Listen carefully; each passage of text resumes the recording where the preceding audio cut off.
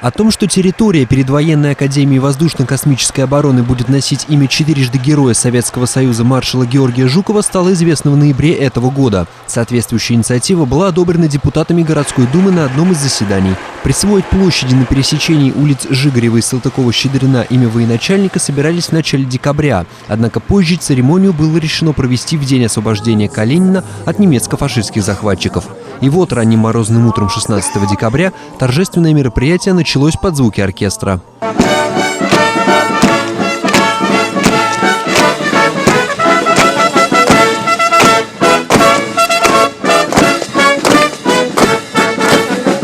С именем Георгия Жукова связаны ключевые победы советских войск в период Великой Отечественной войны. Оборона Москвы и Ленинграда, битвы под Ельней и Сталинградом, Висло-Одерская и Берлинская операции. Именно Жуков принимал первый послевоенный парад Победы на Красной площади 24 июня 1945 года.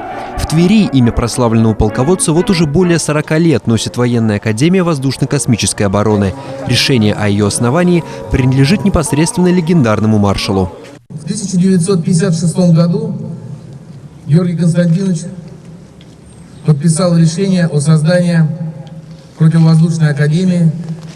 Сегодня это Академия войск ракетно-космической обороны, которая носит его имя. И в этот день хотел бы всех поздравить с этой знаменательной датой, с этим решением и пожелать вам всем радости и мира. К поздравлениям по случаю 75-й годовщины освобождения Калинина от немецко-фашистских захватчиков, а также присвоением площади у Академии ВКО имени Георгия Жукова присоединился глава города Александр Корзин.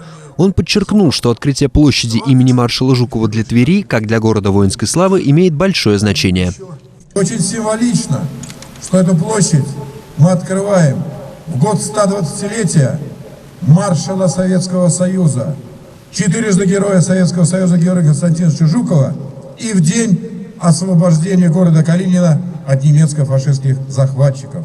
Возложив цветы к памятнику Георгию Жукову, участники церемонии проследовали к Академии ВКО. На здании учебного заведения была открыта памятная доска в честь присвоения площади имени полководца. Право сорвать полотно с мемориальной таблички удостоились слушатель второго курса Академии Михаил Марущенко, а также ветеран Великой Отечественной войны Алексей Агафонов.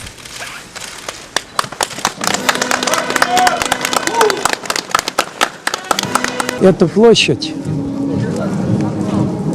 где установлен ему постамент, является как памятником для жителей города, что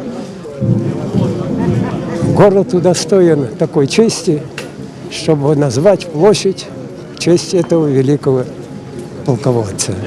После церемонии по случаю присвоения площади у Академии ВКО имени маршала Жукова торжества в честь 75-й годовщины освобождения Калинина от немецко-фашистских захватчиков переместились к стелле «Город воинской славы». Никита Васильев, Михаил Волков, РЕН-ТВ «Пилот».